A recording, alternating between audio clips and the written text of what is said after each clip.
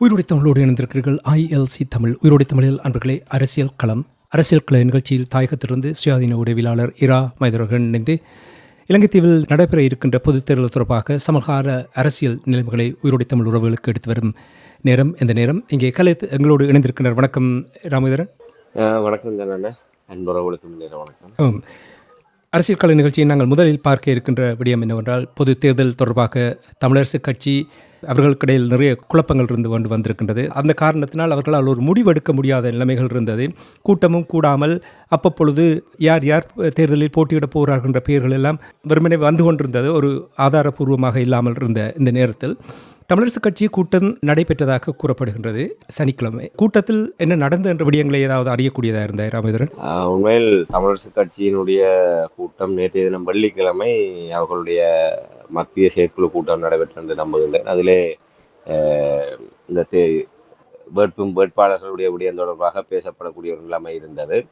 அதில் உங்களுக்கு தெரியும், ஏற்கனவே சுமந்திரன் தரப்பினர் இந்த பொது வேட்பாளர் விடயத்திலே ஆதரவாக செயல்பட்டவர்களை தோற்கடிக்க வேண்டும், அவர்களை இந்த சந்தர்ப்பத்தை பயன்படுத்தி கட்சியை விட்டு வெளியேற்ற வேண்டும், இந்த தேர்தலிலே அவர்களுக்கு ஆசனங்களை வழங்கக்கூடாது என்பதாக சுமந்திரன் சாணக்கியன் அணியினர் முறுக்கி கொண்டு அவர்கள் ஒரு கடும் நிலைப்பாட்டோடு அதை ஊடகங்களிலே அவர்கள் பகிரங்கமாக கூறிக்கொண்டிருந்தார்கள்.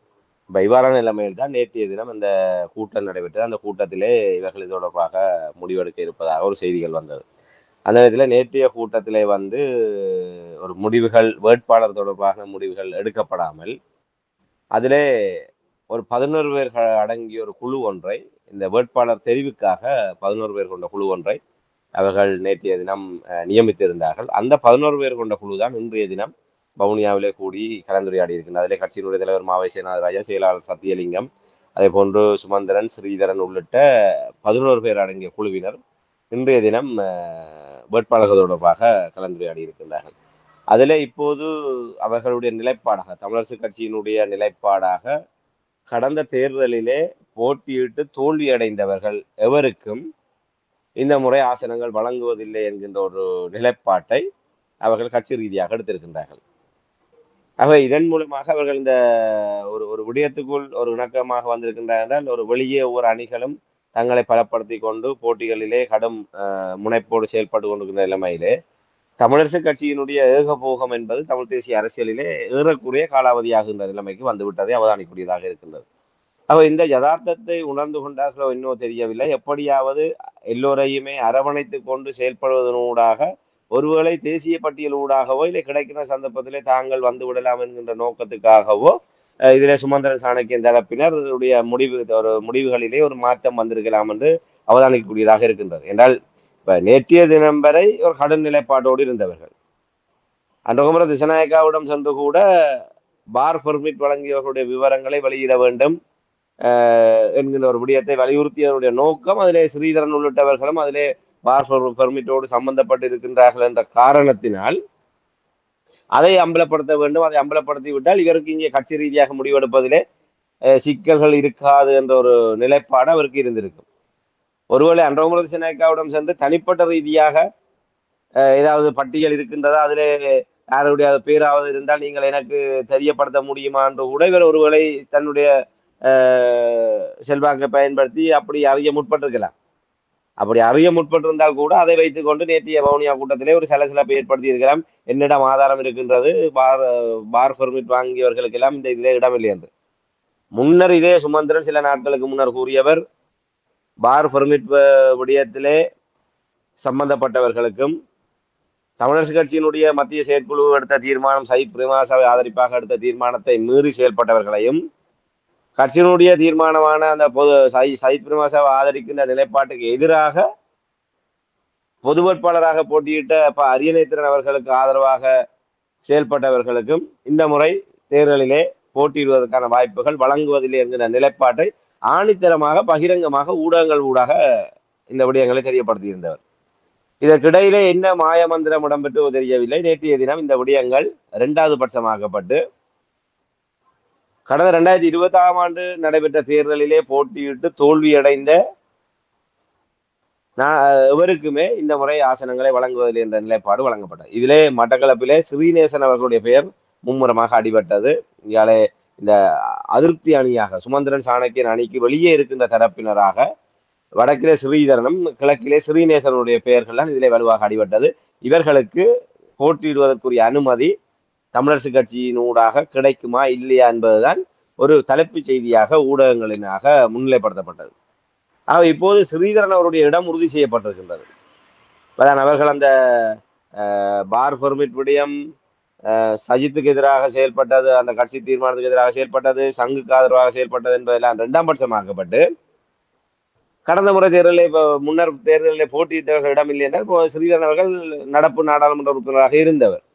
ஆகவே அவரை இப்போது பாவ மன்னிப்பு கொடுத்து கட்சிக்குள் உள்வாங்கி இருப்பதாக நாங்கள் அறியக்கூடியதாக இருக்கின்றது. இதை சுமந்திரன் அவர்களை இன்றைய தினம் கூட்டம் முடிந்ததற்கு பிற்பாடு யாழ்ப்பாண மாவட்ட தேர்தல் தொகுதியிலே சுமந்திரனாகிய நானும் ஸ்ரீதரனும் நிச்சயம் போட்டியிடுவோம்.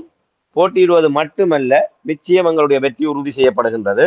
எங்களோடு இணைந்து புதியவர்களை நாங்கள் இந்த தேர்தலிலே களமிறக்கி நாங்கள் வெற்றி வாகை சூடுவோம் என்பதாக சுமந்திரன் அவர்கள் இன்றைய தினம் கூறியிருக்கின்றார். இதன் மூலமாக இவர்களுடைய அந்த நாடகம், இவர்களுடைய அந்த எதிர்ப்பு கோஷம் இதெல்லாம் என்ன மாயமோ மந்திரமோ தெரியவில்லை. நான் நேற்று குறிப்பிட்டதை போன்று ஸ்ரீதரன் தரப்பினருடைய ஒரு அணுகுமுறையாக வீட்டு சின்னத்தை முடக்குகின்ற ஒரு திட்டம் கூட ஸ்ரீதரன் தரப்பினருக்கு இருந்ததாக நாங்கள் அறியக்கூடியதாக இருந்தது.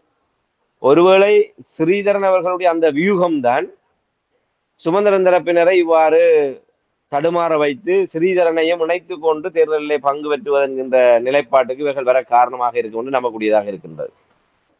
இதுல ஸ்ரீநேசன் அவர்களை இவர்கள் பொருட்டில் எடுக்காவிட்டாலும் வடக்கு பொறுத்தவரையில் யாழ்ப்பாண தேர்தல் தொகுதியை பொறுத்தவரையில் ஸ்ரீதரன் அவர்களுடைய வகிபாகம் என்பது ஒரு கட்சி அரசியல், ஒரு வாக்கு வங்கி என்ற அடிப்படையிலே தமிழரசு கட்சியிலே தவிர்க்க முடியாத ஒன்றாக பார்க்கப்படுகின்றது. அந்த நிலையை தன்னை சுற்றி ஏற்படுத்தி வைத்துக் கொண்டுதான் ஸ்ரீதரன் அவர்கள் பல விடயங்களை அந்த கட்சியின் பெயராலே அரங்கேற்றி வருகின்றார். கடந்த உள்ளூராட்சி மன்ற தேர்தலின் போது கூட ஸ்ரீதரன் அவர்கள் கிளிநொச்சிக்குள்ளே அவரை மீறி இவர்களினால் வேட்பாளர்களை தெரிவு செய்ய முடியாத ஒரு நிலைமை இருந்தது. கிளிநொச்சி மாவட்டம் என்றாலே அது ஸ்ரீதரனுடைய கோட்டை. அது தமிழரசு கட்சி தலைவராக இருந்தாலும் சரி, சர்வ வல்லமை பொருந்தியதாக வலம் பெறுகின்ற சுமந்திரனாக இருந்தாலும் சரி, இல்லை செயலாளர் சத்தியலிங்கமாக இருந்தாலும் சரி, கட்சியினுடைய கட்டமைப்பு, கட்சியினுடைய அமைப்பு முறைகள் எதுவுமே கிளிநொச்சிகள் செல்லாது. கிளிநொச்சி தனி ஒரு நிர்வாக அலகாக ஸ்ரீதரன் அவர்கள் தன்னுடைய கட்டுப்பாடுகளை வைத்திருக்கின்றார். அவர் அதற்கேற்றவாறு தான் ஆரம்பத்திலிருந்தே அதை தகவமைத்து வைத்திருக்கின்றார். ஒரு ஒரு அங்கே தொகுதி கிளைகளாக இருக்கட்டும், இல்லை அங்கே இருக்கின்ற மாவட்ட கிளிநொச்சி மாவட்ட கிளைக்கு கீழாக இருக்கிற அத்தனை தலைமை பொறுப்புகளையும் தன்னுடைய விசுவாசிகளை அங்கே விசுவாசிகளாக வைத்துக் கொண்டுதான் ஸ்ரீதரன் அவர்கள் அந்த அதிகாரத்தை தன்னுடைய கைவசம் வைத்திருக்கின்றார். இப்ப இந்த நிலையை தான் தமிழரசு கட்சியில் ஒரு விடயம் பார்க்கப்படுகின்றது. இன்று ஒரு சமகால அரசியல் நோக்கிலே தமிழரசு கட்சியினுடைய வாக்கு வங்கி என்பது தமிழ் மக்களிடையே வெகுவாக செல்வாக்கு சேர்ந்து போயிருக்கின்றது. ஓரளவுக்கு ஒப்பீட்டு அளவிலே கிளிநொச்சியிலே ஸ்ரீதரன் தனக்கான ஒரு ஆதரவை தக்க வைத்திருக்கிறார். சுமார் ஒரு 20,000க்கு அதிகமான வாக்குகளை ஸ்ரீதரன் மூலமாக பெற்றுக்கொள்ள முடியும் என்கின்ற ஒரு நிலைமை ஒரு மேலோட்டமாக, அது இந்த வருகின்ற தேர்தலிலே அது எவ்வாறு புதுப்பிக்கப்படுவது என்பது நாங்கள் இப்போதே உறுதியாக கூற முடியாது. நிச்சயமாக அதுக்கு குறைவான வாக்குகள்லாம் ஒரு புதுப்பிக்கப்படக்கூடிய ஒரு நிலைப்பாடு இருக்கின்றது. அவருக்கு இருக்கின்ற செல்வாக்கு கிளிநொச்சி மாவட்டம், அதே போன்று தென்மராட்சி மற்றும் தீவக பகுதிகளிலே ஸ்ரீதரன் அவர்களுடைய வாக்கு வங்கிகளாக பார்க்கப்படுகின்றது. அந்த வாக்கு வங்கிகளிலிருந்து குறைந்தது 20,000க்கும் மேற்பட்ட வாக்குகளை ஸ்ரீதரன் ஊடாக உறுதிப்படுத்த முடியும்.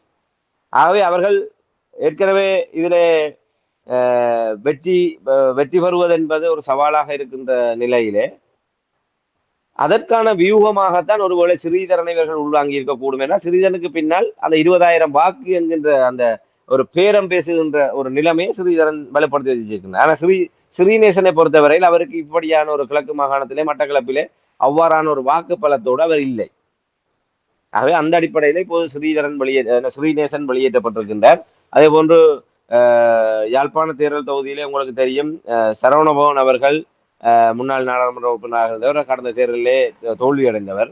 ஆகவே அவரும் இந்த தேர்தலிலே போட்டியிடுவதற்கு பெரிய விருப்பு கொண்டிருந்ததாக அறியக்கூடியதாக இருந்தது. மாவை சேனாதிராஜாவும் சந்தர்ப்பம் கிடைத்தால் இந்த தேர்தலிலே போட்டியிடுவதற்கு மிகுந்த ஒரு பிரயத்தனத்தோடு இருந்த ஒருவர். ஆகவே இப்போது அவர்கள் எல்லாருமே இந்த தீர்மானத்தின் ஊடாக அவர்களுக்கான வாய்ப்புகள் மறக்கப்பட்டிருப்பதை நாங்கள் அறியக்கூடியதாக இருக்கிறோம். ஆகவே இப்போது ஏற்கனவே நாங்கள் கூறியிருந்தோம், சுமந்திரன் அவர்களுடைய பட்டியலிலே 2 சுகிர்தன்கள், அதே போன்று சயந்தன், மேலும் மேலே 2 என இளைஞர்கள் 5 பேர் கொண்ட பட்டியலை அவர் அங்கே தயாரித்து வைத்திருந்த விடயங்களை நாங்கள் ஏற்கனவே தகவல்கள் வெளிவந்திருந்ததை தெரியப்படுத்தியிருந்தோம். ஆக இப்போது ஸ்ரீதரன் தரப்பினரும் இதுக்குள்ளே வந்ததற்கு பிற்பாடு இனி அவர்களை உள்ளடக்கியதான இளையவர்களுடைய பெயர்களை உள்ளடக்கியதாக புதிதாக ஒரு பட்டியலை வெளியிடக்கூடும். இது இன்றைய தினம் தமிழரசு கட்சியினுடைய இந்த வேட்பாளர் தெரிவிப்பிலே இடம்பெற்றது. அதே நேரத்தில் இன்னொரு முடிவு எடுக்கப்பட்டிருக்கிறது. அதாவது வீட்டு சின்னத்திலே தமிழரசு கட்சி தனித்து போட்டி என்கிற நிலைப்பாட்டை அவர்கள் எடுத்திருக்கின்றார்கள். அதற்குள்ளாகத்தான் இந்த கடந்த முறை தேர்தலிலே போட்டியிட்டு தோல்வியடைந்தவர்களுக்கு வாய்ப்பில்லை என்ற ஒரு நிலைப்பாடு வந்திருக்கின்றது. அடுத்ததாக அம்பாறை, ஏற்கனவே நாங்கள் பார்த்திருக்கிறோம், அம்பாறை திருவண்ணாமலையிலே தமிழர்களுடைய பிரதிநிதித்துவம் முற்றாகவே கை நழுவி போகக்கூடிய ஒரு நிலைமை இருக்கின்றது. அந்த விடயமும் அங்கே அரசியல் ஆராயப்பட்டிருக்கின்றது. அம்பாறை மாவட்டத்திலும் திருவண்ணாமலை மாவட்டத்திலும் ஏனைய கட்சிகள் இணங்கி வருகின்ற பட்சத்தில் வீட்டு சின்னத்துக்கு கீழாக நாங்கள் அவர்களுடைய வேட்பாளர்களையும் இணைத்து கொண்டு போட்டியிடுவதற்கு தயாராக இருக்கின்றோம் என்ற நிலைப்பாட்டை இந்த தமிழரசு கட்சி எடுத்திருக்கின்றது. குறிப்பாக அம்பாறை மாவட்டத்திலே கடந்த தேர்தலிலே தமிழர் பிரதிநிதித்துவம் இல்லாமல் போய்விட்டது. தேசிய பட்டியலுக்கு ஊடாகத்தான் அங்கே கலையரசன் கொண்டு வரப்பட்டார். திருவோணமலையிலே சம்பந்தனுடைய இறப்புக்கு பின்னர் திருவோணமலை தொகுதியும் இந்த முறை தமிழர்களிடமிருந்து கை நழுவின ஒரே ஒரு ஆசனம் தான் தமிழர்களுக்கு கிடைக்கும் என்கின்ற நிலைமை இப்போதைய எங்களுடைய அரசியல், கடந்த 15 ஆண்டுகால அரசியலுடைய தோல்வியாக இந்த திருவோணமலையிலும் ஒரு பிரதித்துவம் என்பது ஒரு கேள்விக்குறியோடு நிச்சயம் இல்லாமல் தொங்கிக் கொண்டிருக்கின்ற நிலைமை இருக்கின்றது. அவை கிளிநொச்சி திருவோணமலையிலும் தமிழர் பிரதித்துவத்தை இழந்துவிடக்கூடாது என்பதற்காக ஏனைய கட்சிகளோடு இணைந்து, அதுவும் வீட்டு சின்னத்தில் தான் நாங்கள் போட்டியிடுவோம், ஆனால் ஏனைய கட்சிகளையும் உள்வாங்கிக் கொண்டு நாங்கள் போட்டியிட தயாராக இருக்கின்றோம் என்று. இன்றைய தினம் திருவோணமலையிலே திருவோணமலை மறைமாவட்ட ஆயருடைய பிஷப் அவர்களுடைய தலைமையிலே இந்த திருவோணமலையுடைய மக்கள் பிரதிநிதித்துவம் பாதுகாக்கப்படுவது தொடர்பான கரிசனையோடு இந்த தேர்தலை எதிர்கொள்வது தொடர்பான ஒரு கலந்துரையாடல் இன்றைய தினம் ஏற்பாடு செய்யப்பட்டிருப்பதாகவும், அந்த கூட்டத்திலே தமிழரசு கட்சி சார்பாக பங்கெடுப்பதற்கு ஒரு குழு ஒன்று அங்கே அனுப்பப்பட்டு திருவோணமலையிலே இன்று எடுக்கப்படுகின்ற முடிவுகளின் அடிப்படையிலே இந்த தேர்தல் தொடர்பாக அந்த விடயங்களையும் கருத்தில் எடுக்கின்ற ஒரு முடிவு இன்றைய தினம் வவுனியாவிலே தமிழரசு கட்சியினால் எடுக்கப்பட்டிருக்கின்றது. ஆகவே இதிலே நாங்கள் சுருக்கமாக கூறுவதாக இருந்தால், தமிழரசு கட்சி தன்னுடைய வீட்டு சின்னத்திலே தனித்து இந்த தேர்தலை வடக்கு கிழக்கிலே போட்டியிடுவது என்ற முடிவு எடுத்திருக்கின்றார்கள். அதில் திருவோணமலை அம்பாறை மாவட்டங்களிலே ஏனைய கட்சிகள் இணங்கி வருகின்ற பட்சத்திலே கூட்டணியாக செயல்படுவதற்கு தயாராக இருக்கின்றன அறிவித்திருக்கின்றார்கள். முன்னர் தேர்தலை போட்டியிட்டு தோல்வியடைந்தவர்களுக்கு இந்த தேர்தலிலே வாய்ப்பு வழங்கப்படுவதில்லை என்கின்ற ஒரு விடயத்தை முன்னிறுத்தியதாக பொது வேட்பாளர் விவகாரம், அந்த ஒழுங்கு நடவடிக்கைகள் என்ற விடயம் எல்லாம் 2ஆம் பட்சமாக்கப்பட்டு இப்போது ஒரு இணக்கப்பாட்டுக்கு வந்திருக்கின்றன. ஆகவே தமிழரசு கட்சியிலே இப்போது மீண்டும் ஒருவேளை ஆச்சரியப்பட்டாலும் ஆச்சரியப்படுவதற்கு இல்லை. ஸ்ரீதரன் அவர்கள் மதியுரைஞர் அண்டன் பாலசிங்கத்துக்கு நிகரான மூளையை கொண்டவர், ஆற்றல் கொண்டவர். நாங்கள் இரட்டைக்குழல் துப்பாக்கியாக வடக்கு கிழக்கிலே களமாடி தமிழரசு கட்சியை காப்பாற்றுவோம் என்று கூறினாலும் ஆச்சரியப்படுவதற்கு இல்லை. அந்த நிலையை நோக்கி இப்போது தமிழரசு கட்சியினுடைய முடிவுகள் வெளிவந்திருக்கின்றன. ராமேந்திரன், நீங்கள் தமிழரசு கட்சியினுடைய கூட்டத்தின் பொழுது பாவ மன்னிப்பு கிடைத்தது, அதன் பின்னர் ஸ்ரீதரன் சுமந்திரனும் இங்கே வேட்பாளராக பட்டியலில் கொடுக்கப்பட்டிருக்கின்றன என்று நீங்கள் கூறுகிறது. இந்த மாற்றத்துக்கு என்ன காரணம்? ஏனென்றால் அவர்களுக்கு இடையில் 2 பேரும் சரியான ஒரு முருகல் நிலை இருந்தது. இந்த இணக்கப்பாட்டுக்கு என்ன காரணம்? உண்மையில் மக்கள் கொடுத்த அதிர்ச்சி வைத்தியம் தான் இதற்கு காரணம் என்று நான் நம்புகின்றேன். என்றால் சுமந்திரன் அவர்கள் ஆரம்பத்திலிருந்தே கூறியிருந்தார், இந்த ஜனாதிபதி தேர்தலிலே தமிழ் மக்கள் விஷப்பரீட்சையிலே ஈடுபடுகின்றார்கள், இது ஒரு விசர்த்தனமான வேலை என்ற வார்த்தையை அவர் பயன்படுத்தி இருந்தார். இது தேவையில்லாமல் இவர்கள் தங்களுடைய நோக்கங்களுக்காக மக்களுடைய எதிர்காலத்தை இவர்கள் பணயம் வைக்கின்றார் என்ற வகையில் ஒரு விசர்த்தனமான வேலை என்று. ஆனால் அதையும் கடந்து 2,26,000 மக்கள் சங்கு சின்னத்துக்கு ஆதரவு அளித்திருந்தார்கள். அந்த சங்கு சின்னத்துக்கு 2,26,000 மக்கள் ஒரு மாதத்துக்கு குறைவான நாட்களுக்குள்ளே மேற்கொள்ளப்பட்ட ஒரு பலகீனமான பரப்புரை நடவடிக்கைகளின் அடிப்படையிலே 2,26,000 வாக்குகள் சங்கு சின்னத்துக்கு வழங்கப்பட்டது என்பது இவர்களுடைய மமதையிலே, இவர்களுடைய ஆணவத்துக்கு விழுந்த சரியான ஒரு அடி. அவர்கள், உங்களுக்கு தெரியும், தற்போது வரை அவர்களுடைய மனப்பான்மையிலே வீட்டு சின்னத்திலே ஒரு தும்பு தடியை கொண்டு நிறுத்தினாலும் அதுக்கு தமிழ் மக்கள் வாக்களிப்பார்கள் என்கின்ற எகத்தாள நிலைப்பாட்டில் சம்பந்தன் சுமந்திரன் போன்றவர்கள் இருந்தவர்கள். குறிப்பாக சம்பந்தன் அவ்வாறான வார்த்தைகளை கூட உதிர்த்தவர். எங்களுக்கு வேட்பாளர்கள் முக்கியம் இல்லை, வீட்டு சின்னத்திலே ஒரு தும்பு தடியை நிறுத்தினால் கூட தமிழ் மக்கள் கண்ணை மூடிக்கொண்டு அதுக்கு வாக்களிப்பார்கள், வாக்களித்து வெற்றி பெற வைப்பார்கள் என்கின்ற ஒரு ஆணவத்தனமான நிலைப்பாட்டோடு செயல்பட்டவரான் சம்பந்தன். அவருடைய தொடர்ச்சியாக சுமந்திரனும் அதே நிலைப்பாட்டில் இருப்பவர்கள். அந்த வீட்டு சின்னம் என்பது தமிழ் மக்களுடைய ஏகோபித்த அரசியல் அடையாளம் என்கின்ற நிலைமை செப்டம்பர் 21 தகர்க்கப்பட்டு விட்டது. ஆகவே மக்கள் மீளவும் தங்களுக்கான அரசியல் தலைமைத்துவத்தையும் தங்களுக்கு எது சரியானது என்று படுகின்றதோ அதை தாங்கள் எப்போது அதை புத்திபூர்வமாக உணர்வு பூர்வமாக தாங்கள் உணர்கின்ற போது அந்த சின்னத்துக்கு பின்னாலே அணிதிரள தயாராக இருக்கின்றோம் என்ற செய்தியை செப்டம்பர் 21 தமிழர்கள் தேசமாக நிரூபித்திருக்கின்றார்கள். கிட்டத்தட்ட ஒரு 13-14 லட்சம் வாக்காளர்கள் வடக்கு கிழக்கில் இருக்கின்றார்கள். அதிலே 2,26,000 பேர் தான் வாக்களித்தார்கள் என்பதை வைத்துக் கொண்டு நாங்கள் இதை மதிப்பிட முடியாது, அதை வலுக்குறைப்பு செய்ய முடியாது. இவ்வளவு சதிகளுக்கு பின்னரும், இவ்வளவு தூரம் நெருக்கடிகளுக்கு பின்னரும், தென்னிலங்கை கட்சிகளுடைய அசுரத்தனமான நிலைப்பாடுகளுக்கு பின்னரும், அனுரவினுடைய அலைகளை கடந்தும் 2,26,000 வாக்குகள் முதன்மை வாக்குகளாக விழுந்திருக்கின்றன. கிட்டத்தட்ட 2வது விருப்பு வாக்கு 3வது விருப்பு வாக்கு எண்ணப்பட்டிருக்குமாக இருந்தால் நிச்சயமாக குறைந்த ஒரு 7-8 லட்சம் வாக்குகள் சங்கு சின்னத்துக்கு வடக்கு கிழக்கிலே பதிவாகி இருக்கும். பெரும்பாலான மக்கள் சங்கு சின்னத்துக்கு வாக்களிக்க வேண்டும் என்ற ஒரு நிலைப்பாட்டை உறுதியாக எடுத்தார்கள். ஆனால் ஏன் நாங்கள் முதன்மையான வாக்கை சங்கு சின்னத்துக்கு வழங்க வேண்டும் என்பதிலே தமிழ் மக்களிடையே 2வது தெரிவு என்பது இருந்தது. இந்த விடயமும் சுமந்திரன் தரப்பினர் நிச்சயமாக நாடு பிடித்து பார்த்திருப்பார்கள். வெளியே தாங்கள் எடுத்த நிலைப்பாட்டிலே ஒரு உறுதியாக இருப்பது போன்று காட்டிக்கொண்டாலும் அந்த வடிவேலுடைய பாணியிலே பில்டிங் ஸ்ட்ராங் பேஸ்மெண்ட் வீக் என்ற அடிப்படையிலே அவர்கள் தாங்கள் எடுத்த முடிவிலே தாங்கள் உறுதியாக இருப்பதாக கூறிக்கொண்டாலும் காட்டிக்கொண்டாலும் மக்களுடைய அந்த நாடி துடிப்புகளையும் அவர்கள் நிச்சயமாக அறிந்திருப்பார்கள். அதனுடைய பிரதிபலிப்பாகத்தான் நான் அதுக்காகத்தான் நான் முன்னர் குறிப்பிட்டேன், அவர்களுடைய வியூகம் என்பது எப்படியாவது வெற்றி பெற வேண்டும். தாங்கள் தொடர்ச்சியாக தமிழ் மக்களுடைய தலையிலே மிளகாய் அரைக்க வேண்டும், தமிழ் மக்களுடைய பெயரிலே அவர்கள் தமிழ் மக்களை விட்டு பிழைக்கின்ற துரோகத்தனமான விரோதத்தனமான நடவடிக்கைகளை மேற்கொள்ள வேண்டுமாக இருந்தால் நிச்சயமாக இங்கே பிரதித்துவம் வேண்டும். இந்த இந்திய தூதுவர் சந்தோஷியா அவர்கள் கொழும்பிலே கூப்பிட்டு இவர்களை சந்தித்த போது சுமந்திரன் அங்கே தவிர்க்கப்பட்டிருக்கின்றார். சுமந்திரன் எப்போதுமே இந்தியாவுக்கு எதிரான நிலைப்பாடுகளை அமெரிக்காவுடைய நிகழ்ச்சி நிரலின் அடிப்படையில் தமிழ் தேசிய அரசியலை கொண்டு நகர்த்தக்கூடிய ஒருவராக பார்க்கப்படுகின்றார். அவை இந்தியா தூதுவருடைய சந்திப்பிலே தமிழரசு கட்சி சார்பாக சுமந்திரன் அங்கே தவிர்க்கப்பட்டிருக்கின்றார்.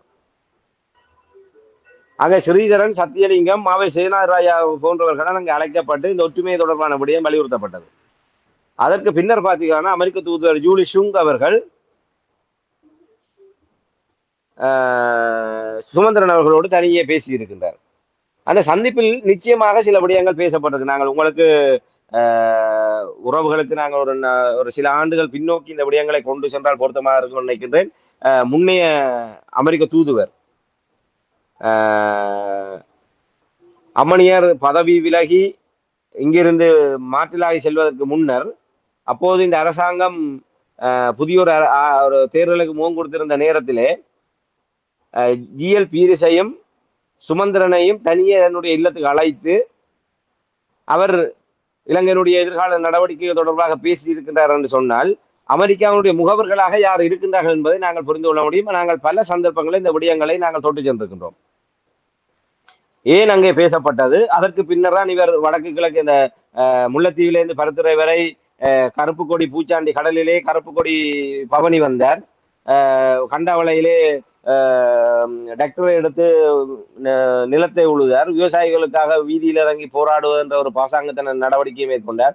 அப்போது மிக தெளிவாக கூறினார், தமிழ் மக்கள் நிலையிலே ஒரு செயல்பாட்டு தலைமையாக தன்னை நிலைநிறுத்த வேண்டிய தேவை சுமந்திரனுக்கு இருந்தது. அது அமெரிக்காவுடைய பின்னணியிலே சுமந்திரனை தொடர்ச்சியாகவே அரசியல் பரப்பிலே ஒரு வலிமை மிக்க ஒரு தலைமை சக்தியாக வைத்திருக்க வேண்டும் என்ற தேவை அமெரிக்காவுக்கு இருக்கின்றது. அதன் நிமித்தமாக ஏனையவர்கள் விட்ட அந்த வெற்றிடத்திலே இவர் தன்னை ஒரு செயல்பாட்டு தலைவராக காட்டுவதற்காகத்தான் இந்த நாடகங்கள் அனைத்துமே மேற்கொண்டது. இது அனைத்துமே அந்த ஒரு திரைப்பட காட்சியிலே வடிவேல் தன்னுடைய கோலங்களை மாற்றி மாறு வேடத்திலே வருவார். ஆனால் தன்னுடைய கொண்டையை மறைப்பதற்கு மறந்து விடுவதன் ஊடாக கடைசியாக அவர் அம்பலப்பட்டு போவதை போன்று சுமந்திரனுடைய அத்தனை நடவடிக்கைகளும் மக்களாலே மிக எளிதாக, அதுவும் இப்ப இந்த சமூக வலைத்தள பயன்பாடு வந்ததுக்கு பிற்பாடு சுமந்திரன் எடுக்கிற அத்தனை முயற்சிகளுமே உடனடியாகவே மக்கள் மன்றத்தில் அம்பலமாகிக் கொண்டிருந்தது. அதன் காரணமாகத்தான் ஒரு வலுவான தலைமையாக அவர்னால் இங்கே உருவெடுக்க முடியாமல் போனதற்கான காரணம். இப்போது கூட அன்றகுமார திசாநாயக்காவுடைய அரசாங்கம் இலங்கையில உருவாகி இருக்கின்றது. அந்த அரசாங்கம் பல்லாதிக்க தரப்பினருடைய நிகழ்ச்சி நிரலுக்கு ஏற்றவாறு செயல்படுமா இல்லையா என்கின்ற பாரிய ஒரு கேள்விக்குறி எல்லோரிடமும் ஏற்பட்டிருக்கின்றது. ஆகவே இந்தியா, அமெரிக்கா போன்ற சக்திகள் தங்களுக்கு ஏற்றவாறு இலங்கை அரசியலை எவ்வாறு கையாளுவது என்பது தொடர்பாக மாற்று திட்டங்களோடு அவர்கள் இந்த நவம்பர் 14ஆம் தேதி எதிர்நோக்கி இருக்கின்றார்கள்.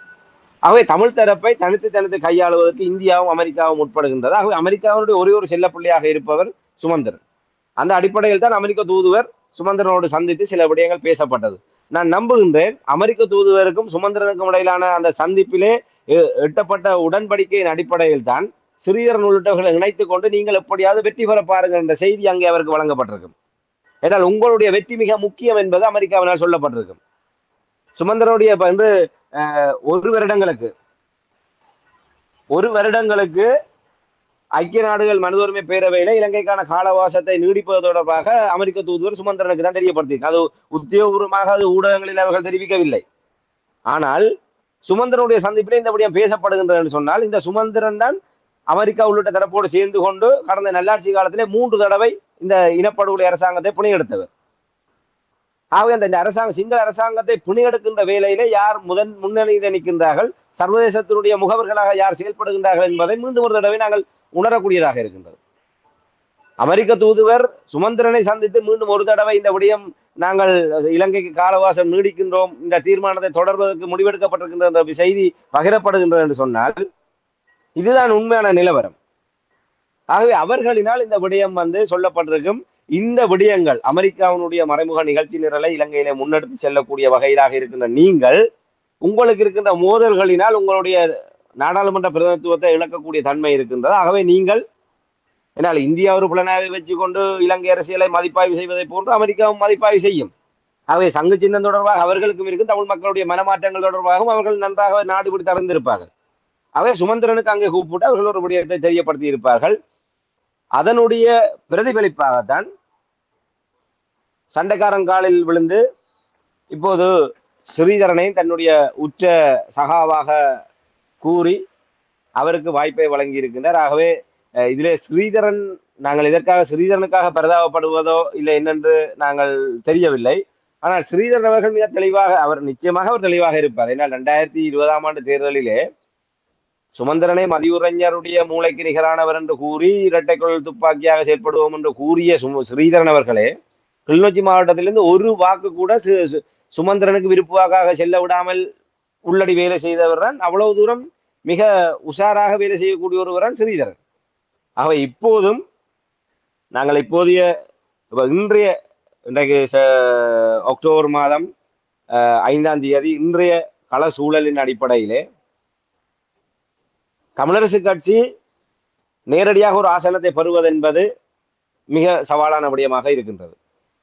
ஜனநாயக தமிழ் தேசிய கூட்டமைப்போ தமிழ் கட்சிகள் எவையுமே இந்த யாழ்ப்பாண தேர்தல் தொகுதியிலே முதலாவது வாக்குகளை பெறுவது என்பது மிக சவாலான விடயமாக மாறி இருக்கின்றது. தேசிய மக்கள் சக்தி அல்லது ஐக்கிய மக்கள் சக்திக்கு தான் யாழ்ப்பாணத்திலே முதலாவதாக அதிகூடிய வாக்குகள் என்ற அடிப்படையிலே முதலாவது ஆசனமும் அதன் அடிப்படையிலே ஒரு போனஸ் ஆசனமும் பெறுவதற்கான நிலைப்பாடு இப்போதைய நிலைமையிலே தேசிய மக்கள் சக்திக்கானதாகத்தான் இருக்கின்றது. அதற்கு பின்னர் எப்படி கடந்த தேர்தலிலே வவுனியா வன்னி தேர்தல் தொகுதியிலே 3000 வாக்குகளை பெற்று இபிடிபி சார்பாக திலீபன் என்பவர் நாடாளுமன்ற உறுப்பினராக தெரிவு செய்யப்பட்டாரோ அதே போன்று இந்த தேர்தலிலே இந்த கட்சிகள் அதற்கு பின்னராக அந்த 2 ஆசனங்கள் தெரிவு செய்யப்பட்டதற்கு பின்னராக ஏனே 4 ஆசனங்களுக்கு என்ற ஒரு நிலைப்பாடு 2வது கட்ட நிலை வருகின்ற போது அதிலே மிச்ச சொச்சமாக யாருக்கு கூட இருக்கின்றதோ அதிலே யார் செல்ல போகின்றார் என்பதில் தான் போட்டி இருக்கின்றது. கடந்த 15 ஆண்டுகளை போன்று தமிழ் தேசியம் சார்ந்தவர்கள் முதல் இடங்களை பிடித்து கொண்டு ஏனைய இடங்களையும் தமிழ் தேசியம் சார்ந்தவர்கள் 2வது 3வதாக தெரிவு செய்யப்படுகின்ற நிலைமை என்பது தலைகளாக மாற்றப்பட்டு விட்டது. அவை இப்படியான நிலையிலே தமிழரசு கட்சி ஒரு ஆசனத்தை பெறுவது என்பதே நிச்சயமாக ஒரு சிக்கலுக்குரிய விடயமாக மாறப்போகின்றது. அவை ஸ்ரீதரன் அவர்களை இதை உள்வாங்கியது யாழ்ப்பாண தேர்தல் தொகுதியில குறைந்தது 20,000 வாக்குகளையாவது தமிழரசு கட்சி உறுதி செய்ய வேண்டும். அந்த 20,000 வாக்குகளை பெற்று யார் அந்த ஒரு முதலாவதாக போற சுமந்திரன் போறாரா சிறிதரன் போறா என்பது சிறிதரனுடைய விடயத்துக்கு விட்டு விடுவோம். ஏன்னா உங்களுக்கு தெரியும் கடந்த மத்திய கல்லூரியிலே நடைபெற்ற விடயங்கள் கடந்த 2020ஆம் ஆண்டு வாக்கெண்ணுகின்ற போது மத்திய கல்லூரியில் நடைபெற்ற விடயம் உலகறிந்த விடயம். அந்த வேட்பாளர் பட்டியலிலேயே அந்த விருப்பு வாக்களின் அடிப்படையிலே நான் நினைக்கிறேன் 6ஆவதாகவும் 7ஆவதாக இருந்த சுமந்திரன் அவர்கள் எவ்வாறு நள்ளிரவு நள்ளிரவு பேய்களினுடைய நடமாட்டத்துக்கு பின்னர் அங்கே அவர் 3ஆவது இடத்துக்கு வந்தார் என்ற விடயம் எல்லாருக்கும் தெரியும்.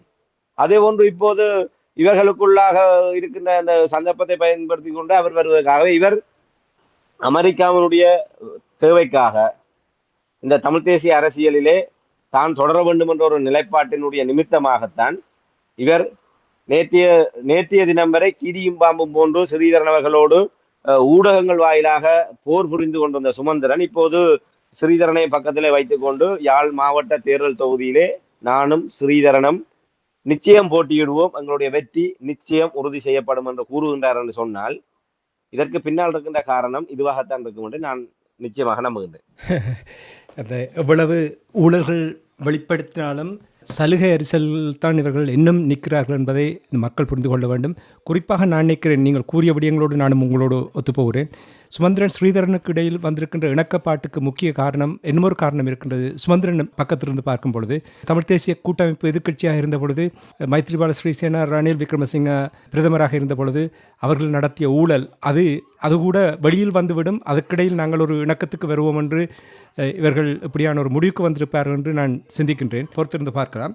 இனி இராமேந்திரன், இப்போ நீங்கள் தமிழரசு கட்சியினுடைய நிலைப்பாடுகள் தொடர்பாக சொன்னீர்கள். வேட்பாளர்களுடைய பட்டியலை பிறகு பார்ப்போம். ஆனால் இப்பொழுது நாங்கள் இந்த ஜனநாயக தமிழ் தேசிய கூட்டமைப்பு DTNA தங்களுடைய கூட்டத்தை கூடியிருக்கிறார்கள். வன்னி மாவட்ட வேட்பாளர்களை அறிவித்திருக்கிறார்கள். இந்த கூட்டம் தொடர்பாகவும் வேட்பாளர்கள் தொடர்பாகவும் கூறுவீர்களா உங்களுடைய உறவுகளுக்கு? நிச்சயமாக இந்த சங்கு சின்னத்தை பெற்ற நிலைப்பாட்டோடு ஜனநாயக தமிழ் தேசிய கூட்டணி மிக குதூகலமாக அவர்கள் பவனி வருவதை அறியக்கூடியதாக இருக்கின்றது. என்றால் அவர்கள் நினைத்து விட்டார்கள் 2,26,000 வாக்குகள் எங்களுக்கு நாங்கள் வேலை செய்யாமலே சங்கு சின்னத்துக்கு பின்னாலே வந்து விட்டது. ஆகவே அதற்கு மேலாக வருகின்ற ஒவ்வொரு வாக்குகளை தான் நாங்கள் எதிர்பார்த்து கொண்டிருக்கின்றோம் என்ற குதூகலமான மனப்பான்மையில ஜனநாயக தமிழ் தேசிய கூட்டணியினர் பலம் வந்து கொண்டிருக்கின்றார்கள். அந்த வகையில் அவர்கள் இப்போது அவர்களுடைய உரையாடல்கள் சென்று கொண்டிருக்கின்றது. இப்போது வன்னி மாவட்டத்துக்கான ஒரு விடயம் அங்கே இறுதி செய்யப்பட்டிருப்பதாக இன்றைய தினம் செய்திகள் வந்திருக்கின்றது.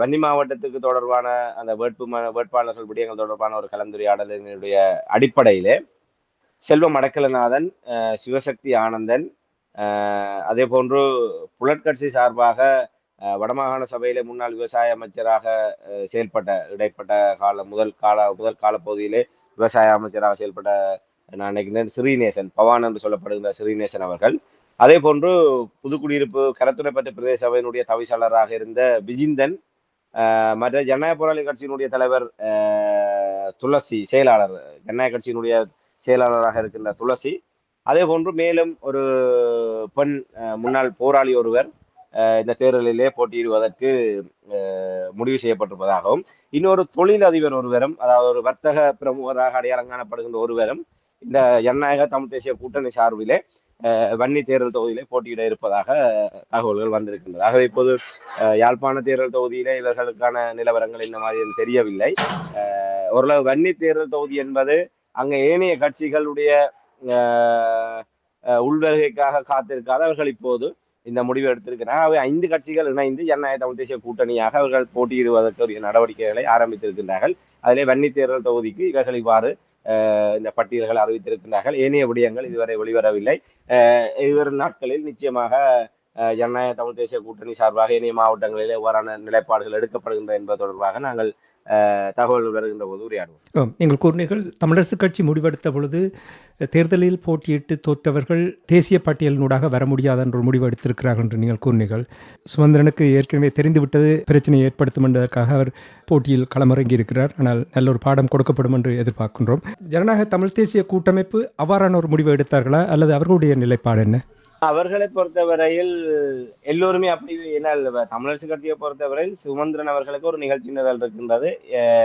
மாவை சேனாதிராயா, சரவணபவன், அதே போன்று ஸ்ரீநேசன், இன்னும் பலர் அங்கே நாடாளுமன்ற தேர்தலில் போட்டியிட வேண்டும் அபிலாசையோடு இருக்கின்றார்கள். ஆகவே அவர்களை எப்படி ஒரு ஒரு நாசுக்காக சட்ட ரீதியாக தவிர்ப்பது என்பதற்காக அவர் யோசித்தெடுத்த முடிவுதான் கடந்த தேர்தலில் போட்டியிட்டு தோல்வி அடைந்தவர்கள் எல்லோருக்கும் இடம் வழங்குவதில்லை என்று. ஆனால் ஜனநாயக தமிழ் தேசிய கூட்டணியிலே அவ்வாறு முடிவெடுத்தால் மிஞ்சப் போவது செல்வம் அடக்கநாதனும் சித்தார்த்தனும் மட்டும்தான். அவை அவர்கள் அவ்வாறு கொள்கை சார்ந்தோ இல்லை இவ்வாறு நிலைப்பாடு சார்ந்தோ இந்த முடிவுகளை எடுக்க முடியாதவர்களாக இருக்கின்றார்கள். இப்ப இவர்கள் இருப்பதை தக்க வைப்பதற்காக போராடுகின்றார்கள், இவர்கள் இழந்ததை பிடிப்பதற்காக போராடுபவர்களும் இதுக்குள்ளே இருக்கின்றார்கள். கடந்த காலத்திலே வீட்டை விட்டு வெளியே வந்து மக்களால் நிராகரிக்கப்பட்டு இழந்து போய் இந்த பிரதிநிதித்துவத்தை இழந்து போய் எப்படியாவது அதை அடைய வேண்டும் என்ற ஒரு பரிதவிப்போடு இருப்பவர்கள் தான் பெரும்பாலும் இந்த டிடிஎன்ஏக்குள்ளே இருக்கின்றார்கள். அவர்களுக்கு தமிழ் மக்களுடைய நிலைப்பாடு சார்ந்தோ தமிழ் தேசிய அரசியல் இவ்வாறான ஒரு நிலைமையிலே சென்று கொண்டிருக்கின்றது என்பது தொடர்பாகவோ தமிழ் மக்களுடைய எதிர்காலம் தொடர்பாகவோ கிஞ்சித்தும் கவலை இல்லை. ஆனால் அதை தங்களுடைய ஒரு கருவியாக கவசமாக பேசுகின்றார்கள். உதட்டிலே பேசுவதற்கு உள்ளார்ந்த நிலைப்பாட்டுக்கும் சம்பந்தமே இல்லை. ஏன்னா தங்களுடைய அரசியல் அயோக்கியத்தனத்தை மூடி மறைத்து தங்களுடைய அரசியல் நிலைப்பாட்டை தொடர்வதற்காக சொல்கின்ற விடயம்தான் தமிழ் இந்த முறை அனுர அலையிலே அடிபட்டு போகின்றது. ஆகவே அனுரவிடமிருந்து நாங்கள் எங்களுடைய தமிழ் தேசியத்தை பாதுகாக்க வேண்டுமாக இருந்தால் நாங்கள் ஓரணியில நிற்க வேண்டும், நாங்கள் போட்டியிட வேண்டும் என்ற இதை எத்தனை காலத்துக்கு இவ்வளவு காலம் ராஜபக்சேகளை கூறினார்கள், இப்போது அனுரவை கூறுகின்றார்கள். ஆக இவர்களுடைய ஒரு கருவியாக மட்டும்தான். ஆனால் இவர்கள் அதுக்கு விசுவாசமா இருக்கின்றார்களா? துளியளவும் இல்லை. சரி, எல்லோருமாக சேர்ந்து சங்கு சின்னத்திலே தமிழ் பொது வேட்பாளர் நிறுத்திய போது இந்த கட்சிகள் எல்லாம் சங்குக்காக உண்மையாக உழைத்தார்களா? கிடையவே கிடையாது.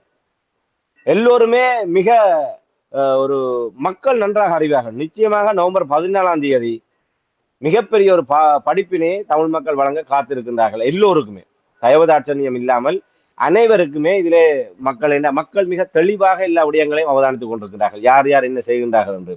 இந்த சங்கு சின்னத்தை உண்மையிலே உண்மையிலே அது ஒரு திருட்டு தான் என்று மக்கள் மத்தியிலே பேசப்படுகின்ற விடயம்.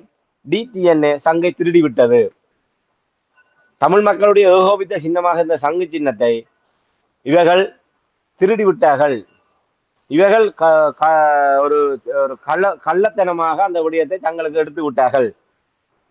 மிக தெளிவாக ஊடகங்களிலே தமிழ் மக்கள் பொதுச்சபை தமிழ் தேசிய பொது கட்டமைப்பு ஒரு விடயத்தை அறிவித்திருந்தது.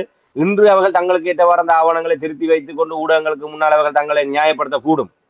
ஆனால் அவர்களுடைய திருவாய் மலர்ந்து ஊடகங்களூடாக சொன்ன விடயம் சங்கு சின்னம் என்பது எந்த தேர்தலிலுமே, அதாவது முதலிலே இந்த வருகின்ற நாடாளுமன்ற தேர்தலிலே அந்த சின்னத்தையோ அந்த வேட்பாளரோ அந்த கட்சியோ பயன்படுத்தக்கூடாது என்பது அவர்களுடைய நிலைப்பாடு. இதன் காரணமாகத்தான் இந்த கட்சிகள் அதிலே தங்களுடைய பெயரை பயன்படுத்த கொடுக்கவில்லை. ஏனால் ஜனாதிபதி தேர்தலில் தமிழ் மக்களுடைய கூட்டு நிலைப்பாடாக ஒரு ஆதரவை பெற்றுவிட்டு அதை நாடாளுமன்ற தேர்தலிலே ஒரு கட்சியை அறுவடை செய்து விடக்கூடாது என்கிற முன்னெச்சரிக்கையுடன் அந்த விடயம் கொண்டு வரப்பட்டது. இதன் காரணமாகத்தான் ஒவ்வொரு கட்சிகளும் தங்களுடைய கட்சியை கொடுக்க முன்வரவில்லை, தாங்கள் போட்டியிட முன்வரவில்லை. என்றால் அவர்கள் இந்த நாடாளுமன்ற தேர்தலிலே போட்டியிடுவதற்கான விருப்போடு இருந்தவர்கள். இந்த நிலையைத்தான் அரியநேந்திரன் அவர்கள் எல்லாவற்றையும் தியாகம் செய்துவிட்டு தன்னுடைய அரசியல் எதிர்காலத்தையும் தியாகம் செய்துவிட்டு தமிழ் மக்களுக்காக இந்த தேர்தலை களமிறங்கியவர். அதே நேரத்தில் ஒரு விடயம், இந்த பொது வேட்பாளருடைய சின்னமாக இருக்கின்ற சங்கு சின்னத்தை வருகின்ற தேர்தல்களிலே ஒரு கட்சி சார்பாக இவருமே உரிமை கோருவதில்லை என்கிற ஒரு இணக்கப்பாடு தமிழ் தேசிய பொது கட்டமைப்புகளே எட்டப்பட்டது. அது ஆவண ரீதியாகவும் அது கொண்டு வரப்பட்டது. ஆனால் இன்று அதை மீறி இது தமிழ் மக்கள் பொதுச்சபையாக இருக்கட்டும், தமிழ் தேசிய பொது கட்டமைப்பில் இருந்த கட்சிகளாக இருக்கட்டும், தமிழ் மக்களுக்கு செய்கின்ற அறத்துரோகம். இது அறத்தை மீறி ஒரு அறத்துரோகமான செயல்பாடுதான் சங்கு சின்னத்தை தங்களுடைய தேர்தல் சுயலாப அரசியலுக்காக இவர்கள் தங்களுக்கு கொண்டு வந்தது. இதற்கான படிப்பினையே நிச்சயம் வழங்குவார்கள். ஆகவே இப்படியான நிலையில் இருப்பவர்களிடம் நாங்கள் அப்படி எந்த ஒரு அளவு ஒரு தமிழ் மக்களுடைய கூட்டு நிலைப்பாட்டையே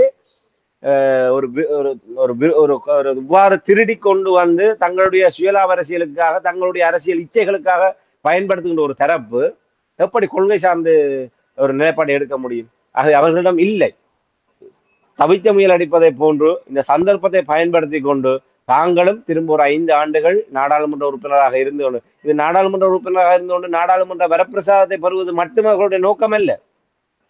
இன்று முன்னிலும் பார்க்க சர்வதேசத்தினுடைய ஆடுகளத்திலே இலங்கை மிக வலுவான ஒரு இடத்தை பெற்றிருக்கின்றது அன்றோமர திசநாயக்காவுடைய ஆட்சி மாற்றத்துக்கு பின்னர். ஆக இந்த நாடாளுமன்றமும் அன்றோமர திசநாயக்கா பக்கமாக வருகின்ற பட்சத்திலே சர்வதேச தலையீடுகள் என்பது தமிழ் தரப்பை நோக்கியதாக தந்திரப்போகின்றது.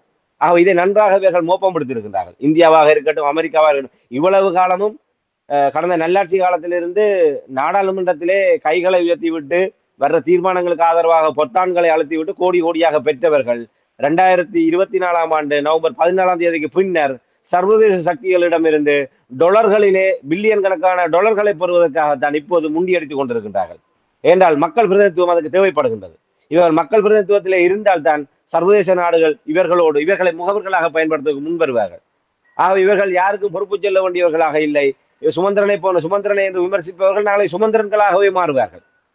அவர்களாகவே மாறிக்கொண்டு டொலர்களை இவர்கள் பெற்றுக்கொண்டு மக்களை விட்டு பிழைப்பதற்கு தயாராக இருக்கின்றனர். ஆகவே முழுக்க முழுக்க இவர்களுடைய நோக்கம் மக்களை விட்டு பிழைக்க வேண்டும். அதுக்கு நாடாளுமன்ற அங்கீகாரம் என்பது தேவை. ஆகவே இந்த நிலைப்பாட்டோடு இருப்பவர்களிடம் நாங்கள் கொள்கை ரீதியாக இதுக்காக நாங்கள் தமிழரசு கட்சியை நியாயப்படுத்த முடியாது. தமிழரசு கட்சிக்குள் சுமந்திரன் எப்படியாவது தன்னுடைய நிகழ்ச்சி நிரலை நடத்த வேண்டும், ஸ்ரீதரனை அரவணைக்க வேண்டும் என்பதற்காக அதிலே சில விட்டுக் கொடுப்புகளை செய்துவிட்டு நான் கடந்த தேர்தலிலே போட்டியிட்டு தோற்றவர்களுக்கு இடமில்லை என்ற ஒரு நிலைப்பாடு, இது ஆரோக்கியமான நிலைப்பாடு அல்ல.